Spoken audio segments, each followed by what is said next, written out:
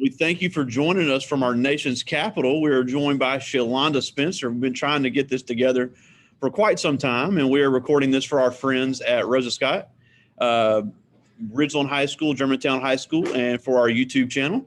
So we did take a brief look at your website and read your bio and saw what all you're doing, but I don't think I could even start to give a good description of everything you've been involved with, dating all the way back to your time in Jackson and now in Washington, D.C. So I'll let you tell us how the road to get where you're at, because it's quite impressive.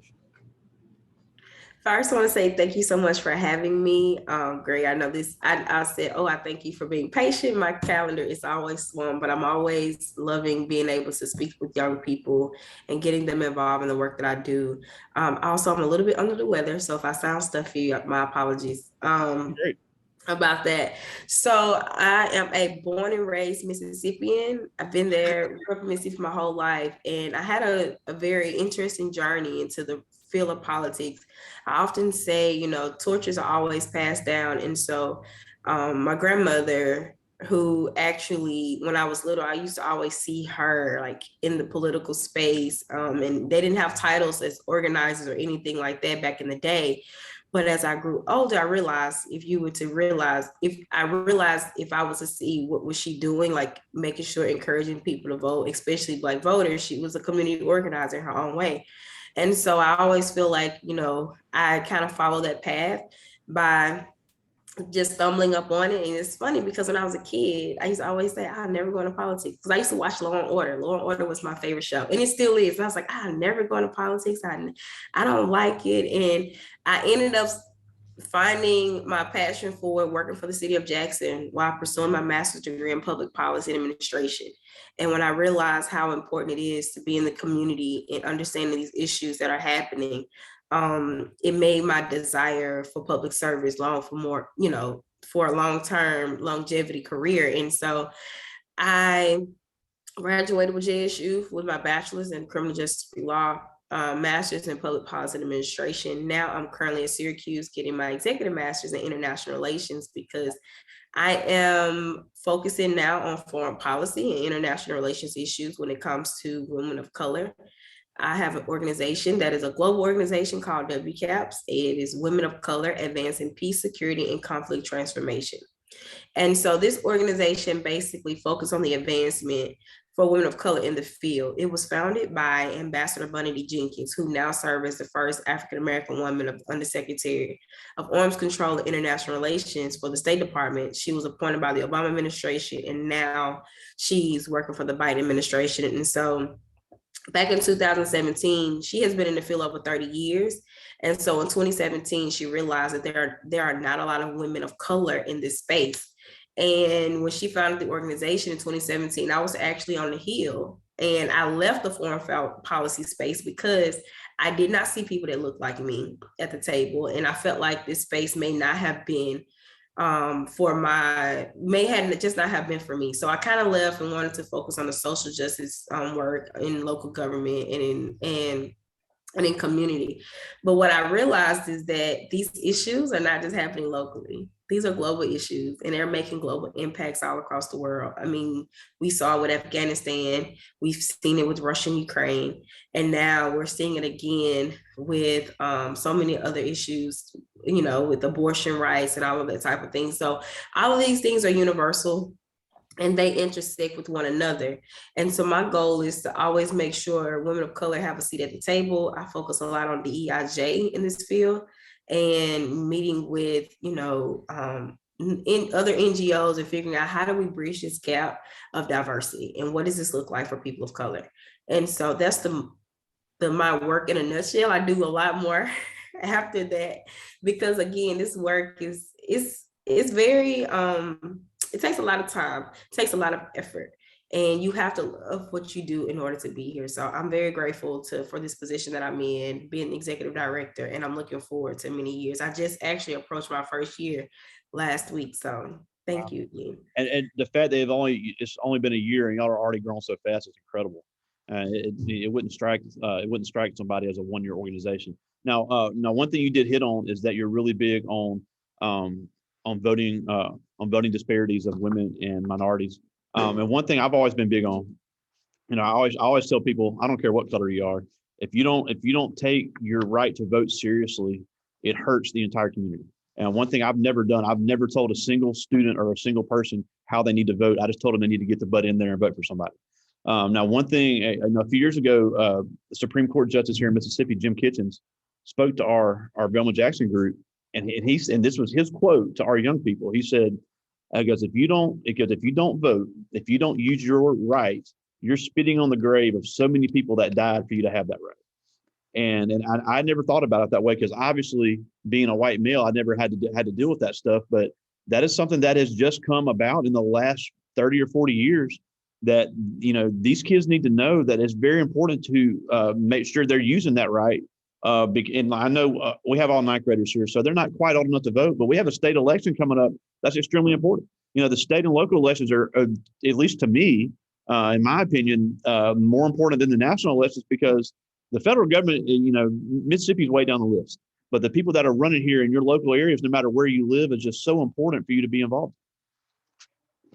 No, that is so true. And even being in the position that I'm in, I tell people all the time, I may be I'm more so working with the federal government mostly. That's who I always in conversation with, whether it's the State Department, National Security Council, and places like that, and people like that. But I always take it back to local government and why it's important to connect with the issues that are on the ground, because I come from that work, and it's always going to be passionate for me, being the fact that I realize how critical it is. These are people everyday lives. I always tell people, your local government is your bread and your butter.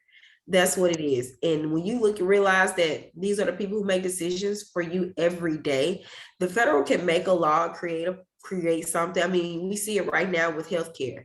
Oh, I'm gonna pass affordable health care. Medicaid has yet to expand in the state of Mississippi. Yes, it's a federal opportunity for people to expand healthcare, but your governor and your state officials have to see that it is a need for their state. So that's why it's very important for young people and older people to understand, because you have older people who don't vote either. I always tell people that, like, don't just focus on the young people. You have grown people who do not vote. It is very important that they figure out why voting is important. Yeah, because you hear people say, well, I'll wait till there's a presidential election. And that's such a big mistake. In Mississippi, it's always the year before the presidential elections is the state elections. And then anytime somebody is running for office, you need to, it's important to educate yourself. They're going to make appearances, find a way to see it, with social media. Now they're all over social media. Figure out what they're saying, figure out how it applies to you and how it's going to affect your life. Because on the local and state level in Mississippi, for so long, all those voices have been muffled. So right now, when all the information is out there, it's important not only to learn information, but to go out there when it's voting time and get your butt in there and vote. Vote for somebody, but you need to use your right that a lot of people's grandparents did not have. Yes, that is so true. And I realize, the work that I do, it does not, I tell people all the time, it does not affect today. It's not going to affect change tomorrow. The work I'm doing is putting in work for years from now for the other generations that's coming up, my nieces and my nephews and those kids. This is why the work is important, because MLK, when they and all of the other civic rights icons that did this work, they did not do it for them right now. They knew that generations were coming up after them, and they stayed in the pipe. Yeah.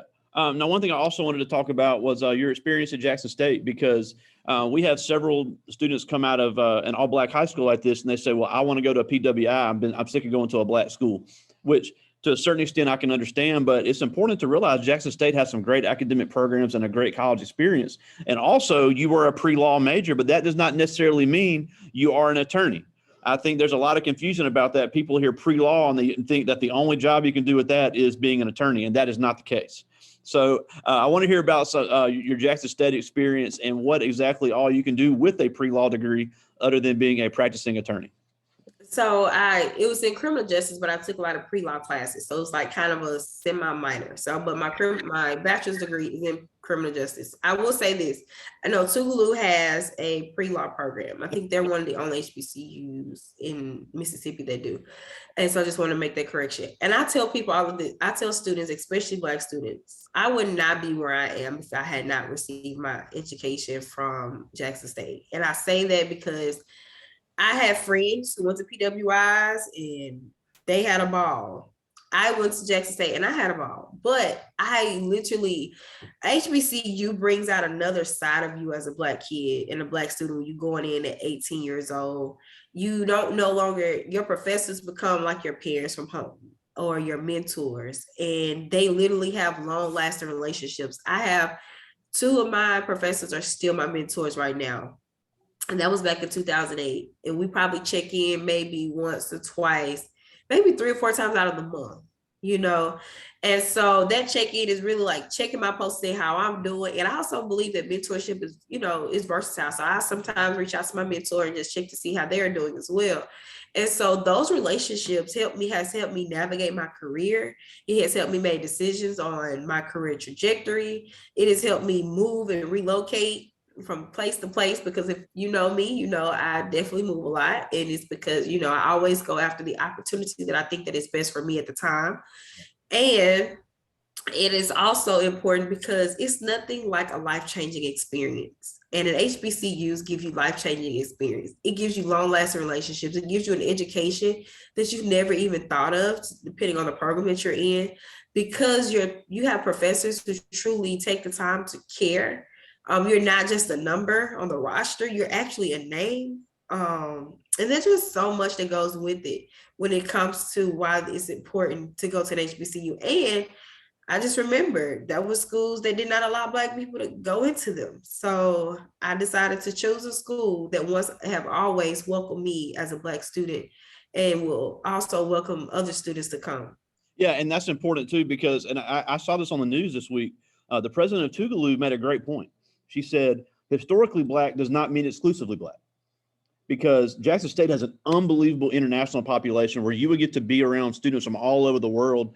And they have an ever growing population of white students, because, I think the word's getting out about how great some of these programs are. And a lot of these local students are like, look, I can go to an HBCU right here in Jackson instead of wasting a bunch of money to go to Starkville. So the affordability and the convenient option is also, the convenient aspect is also very important for somebody that maybe you want to live at home and commute to campus, because they have some, as far as some of these STEM programs they now have with these HBCU grants, are absolutely phenomenal. And I studied abroad. Like, that's really where I got my international lift from, Jackson State. When I really realized, like, for some reason, I've always saw things globally, even when I was younger. But my first plane ride was through Jackson State. I studied abroad, been a first generation college student. All of those memories started at Jackson State University. And so it's important that we talk about the opportunities that students would receive. And that's why I say they are life-changing experiences, because if I had not studied abroad and made the connections and the relationships that I did, I don't think that the way and I'm sure my career would have probably ended up where it would, but the pathway that it took me to get here are memories that I will always have. And, get to tell. So I tell my nieces and nephews all the time, like, hey, no, I can't tell you where to go to school, but HBCUs are the way to go, being the fact that you want to feel inclusive. You want to feel like you belong. You don't want to feel out of place. I attend Syracuse University. I love my program. I adore it. But I'm still sometimes the only Black woman in my classroom. And that's because, for one, a lot of students they don't see issues that are from global issues. And so one of my things that I've been working with the dean on is, like, how do we get more people of color into this field, into this space of foreign affairs and international policy? Because we need more people of color overall. Yeah. Now, obviously, you're used to being in front of the camera and speaking in public and have great communication skills. And I'm kind of the same way. I'm not camera shy, and I've spoken in front of thousands of people, but everybody's not comfortable with that. But still, these kids can still get involved with that, even as a career. Obviously they can get involved in political campaigns no matter what they're going to do, but they can get into public policy and they can get into government and law. But that doesn't mean you're always speaking. And it's not like Law and Order. You're not standing in front of a jury nailing somebody in the witness stand. I mean, there's so much more to it. So what are some other opportunities for somebody that maybe say, yeah, I'm interested in that, but I'm really not a good speaker. I'm not comfortable in front of public, speaking to public. So what are some other ways they can get involved or even as a career in this? So if you're a good writer and there are issues that you like to write about, you can write on these issues. You can draft a policy brief. You can meet with your legislators. You don't have to be the person in the front all the time. I didn't start out in the front. I literally started working for campaigns, working behind the scenes, and I enjoy the work. And it's interesting because I'll tell people all the time, I literally love working behind the scenes. I miss it. Being the face of an organization, it's not easy, but I do love this too. I'm able to meet and network with so many people. And so it's very important that they understand there are so many avenues. If you're a STEM person, these issues matter in all aspects. And so I think that, from when I started researching public policy administration, I saw government, you got USAID, you have the Department of State, you have so many entities, government entities that need other expertise, and you're sitting behind a desk. You don't have to be in the forefront, but you can still be part of the decision-making process. And I think that's the important part that we have to get students to see, but they can't see anything they're never exposed to or they don't know anything about. So what I always do is making sure that, through our organization, because we do focus on women and girls, is that opportunities are coming through the pipeline where if you don't like to speak, there are other ways where you can go be an FSO, which is a foreign service officer. You can go serve at another embassy or another country and all of these things, and still make an impact and change. And you're working as a diplomat of the country. You're still representing the United States. You're still representing your region and your area. And then you also are still leveraging your expertise. And that's what we also need as well. Absolutely. And I, in any industry, no matter what it is, I think it's important for them to realize that you need to have an accurate depiction of your true population, because everybody needs to be represented, but it doesn't need to be just a certain type of person. If we're sending an international delegation, it needs to reflect. It needs to reflect the actual percentage of our populations. We need to have females there. It doesn't need to be just white men. We need to have females. We need to have people of all races there, because that's really, the United States is different from any other country in that aspect, that we can actually offer that. So we need to make sure that we're training everybody to be involved in that, and that's a great message. Now, but I do want to also hear about, and I asked several people this, and I love hearing the pros and cons, because I know you're extremely pro HBCU, and now you're getting a graduate degree at a PWI. So why is it important, or what do you think having that mixture is going to be able to offer you? Because you have the HBCU experience, and now you're getting a degree from a very prestigious PWI in New York. So how are those experiences the same, and how are they different?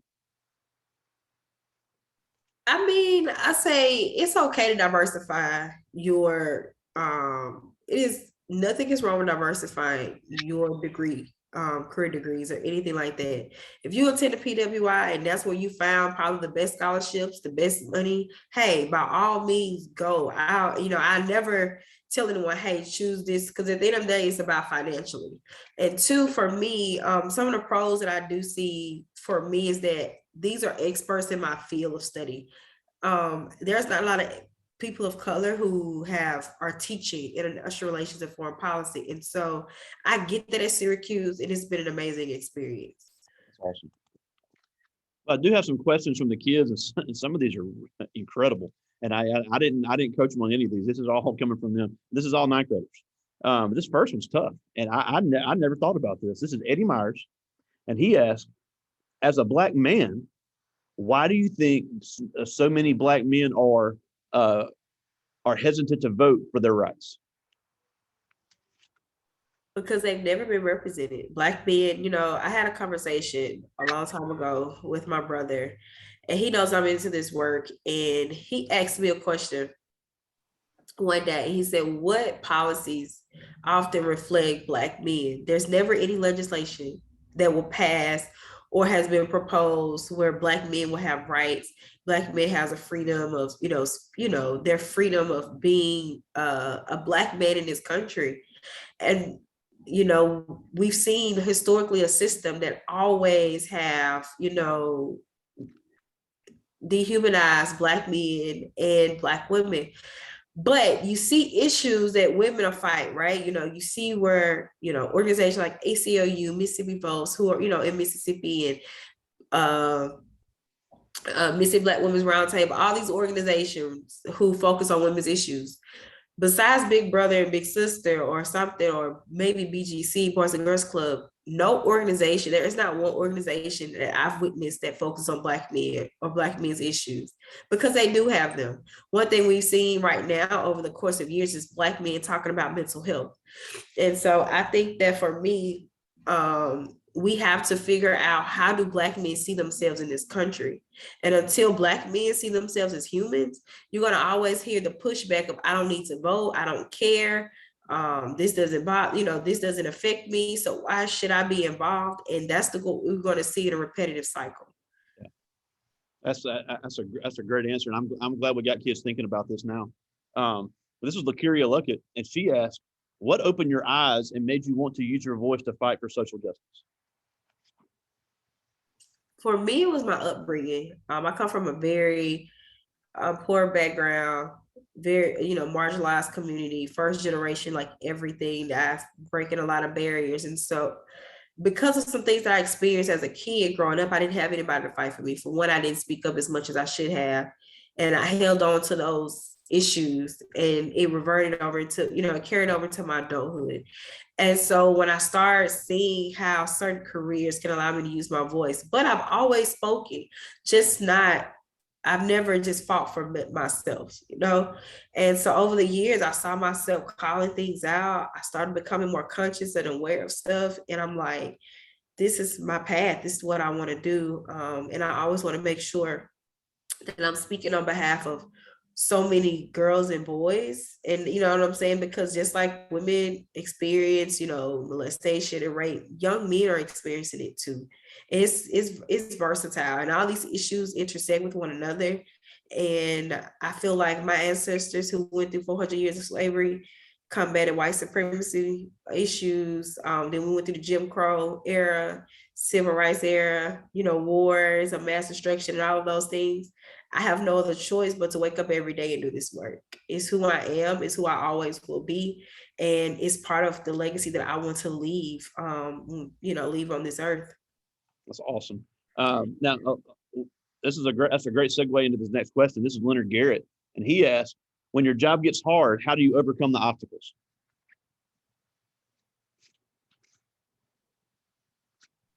I show up. I just show up. It's I know that may sound that don't, I know people probably who listen to this will be like, oh, is it that easy? It's not easy just showing up. It's not easy waking up every day. You watching the news and you're seeing Black and brown bodies laying out on the floor through police brutality, who not receiving equal pay, equal rights for, homes and all of those. It's not easy at all.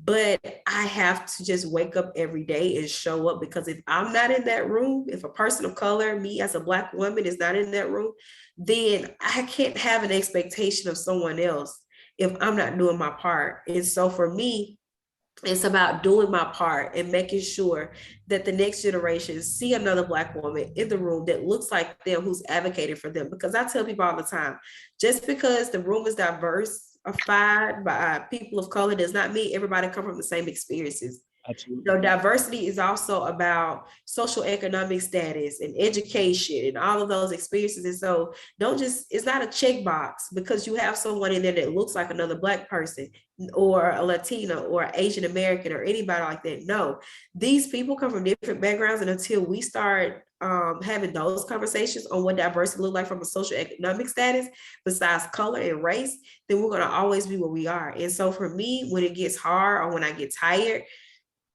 as you can see, I am sick, but I show up because at the end of the day, what my people went through is nowhere near what I have to go through every day to make sure this work is done. Yeah, and that's a good point you made as well, because people say they want the diversity and all this stuff, and I agree wholeheartedly. But a lot of these policies that are made, it's not made out of malice. It's made out of ignorance, because they haven't ever been educated on the issues, because nobody's ever had a seat there. So it's important that more and more people are getting there to be able to get those experience. So that way, those issues aren't held in the dark anymore. So that way, more and more people are able to get the services. Because for the life of me, Greg, I still can't understand how men can make decisions over their bodies. I still have yet to find a white man if I ask him, why do you feel like you have the right as a legislator, senator, congressional leader to make a decision on a body that you do not carry, that you have no idea what it's like going every year for a checkup and your body constantly changing as a woman and all of that. For the life of me, again, I don't understand it. I wish I knew that answer, but you're right.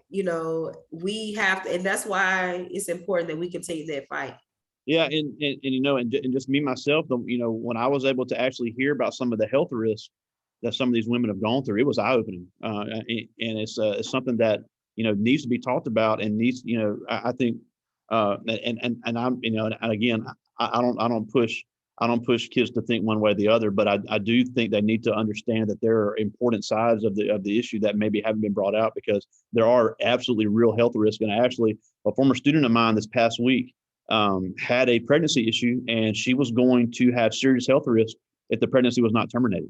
So, because, and it broke her heart. I mean, it wasn't just something, and the doctor said, look, you can try to get pregnant again, but if you try to have this child, it could kill you. So that was something I had never thought about. And that was something, by listening to her, that I was able to hear about. And it was extremely eye-opening and educational for me. This is America Jones. And this is kind of cool, because we didn't really talk about this. She said, how was going to Washington, D.C. able to help you pursue your career better than Mississippi? Woo, that's a good question. Hold on for 1 second.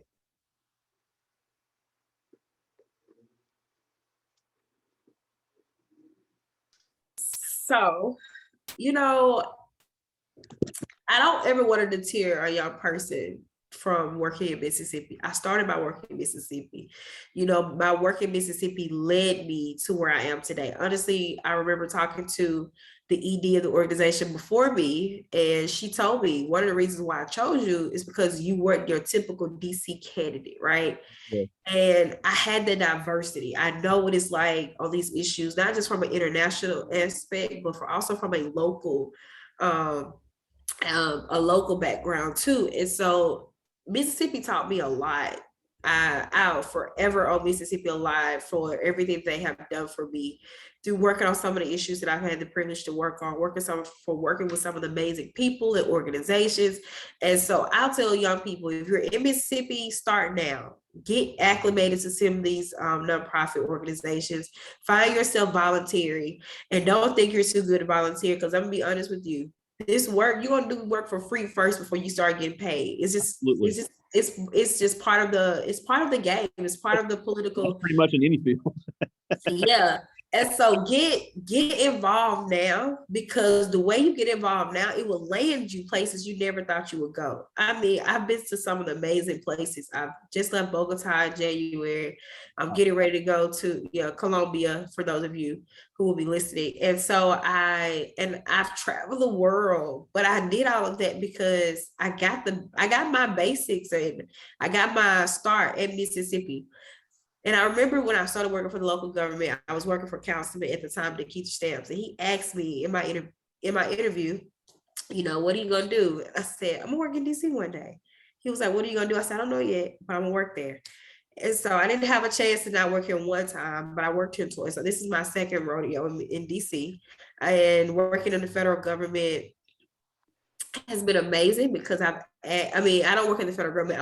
I'm an NGO, which is a non-government organization, but I work a lot with federal employees. And so I say that, get your start there in Mississippi, and you just never know where it may take you. Oh, It's amazing the opportunities that are here for people to start out and they don't realize it. They want to move to Atlanta when they're 18 years old, but they don't realize you can get a great start here and then move to Atlanta later. Because I always say big city living has big city bills. This is Robertnisha Randall, and she asked, "Who are some of your biggest inspirations?"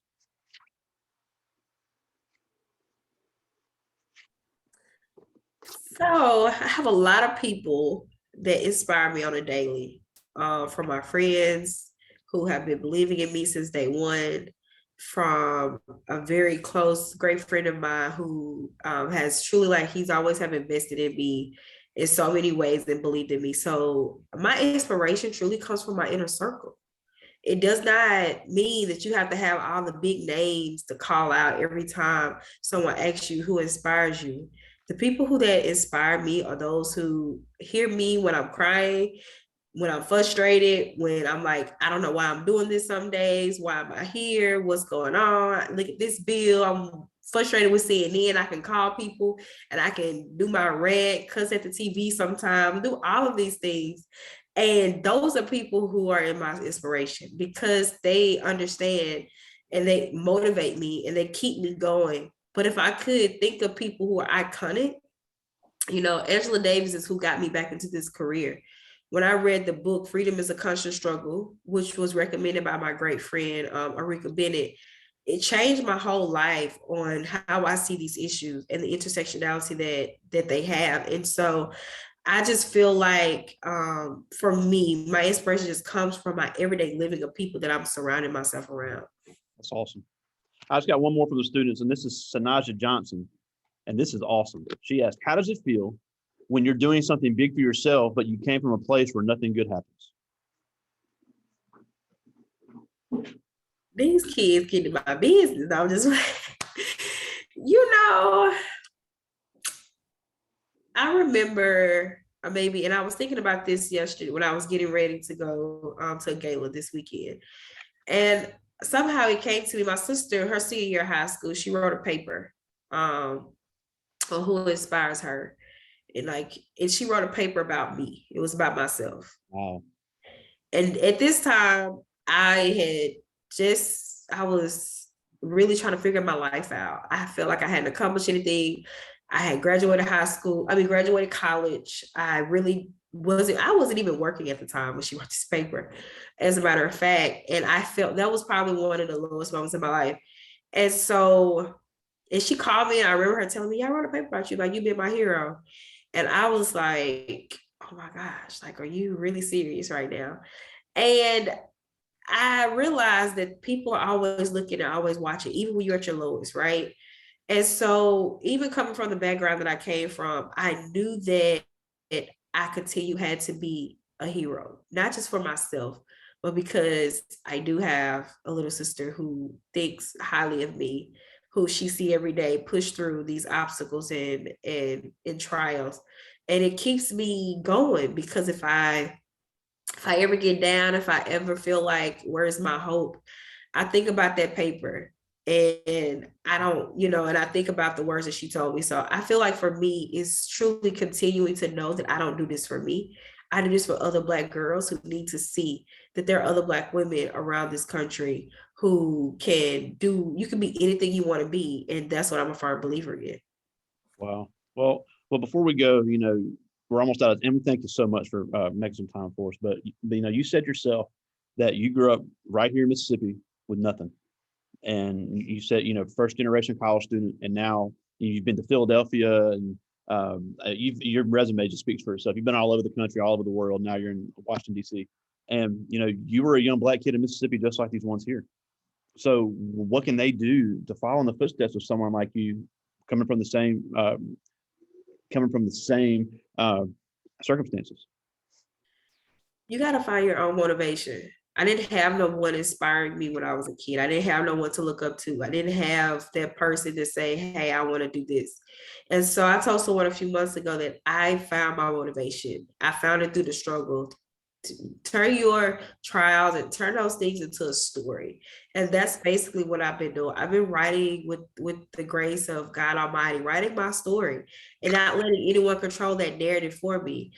if I fail at something, okay, I failed at it or it didn't work out, and I just keep it moving. Because the one thing, you can land on your back, but if you just stay there, then you can't expect for the things to just happen for you. And so I'm a firm believer in what you put out into the universe is what you get back. So Absolutely. every day I try to wake up, I'm thankful for the opportunities that I had. And also I use my position of power in making sure that I am bringing up another generation of young Black girls and boys who may not see the end road, but who's really ready and excited to be along for the journey. Absolutely. Now, before we go, tell us where to find you online. WCAPS.org. Yes. If you're interested in connecting with me, you can go to the website www.wcaps.org. And you can also find me on Facebook. It's just my name, Shalonda Spencer. All of my social media is my name. And you will find me. And if you're always looking to connect, I'm always open to be that mentor that some people need.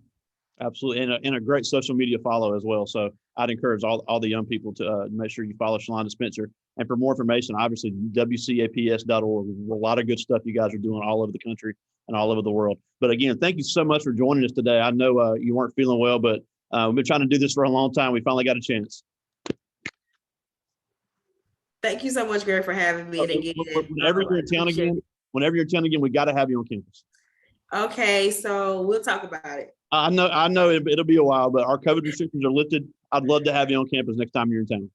Awesome. Sounds great. All right. See you soon, my friend. Bye. See ya.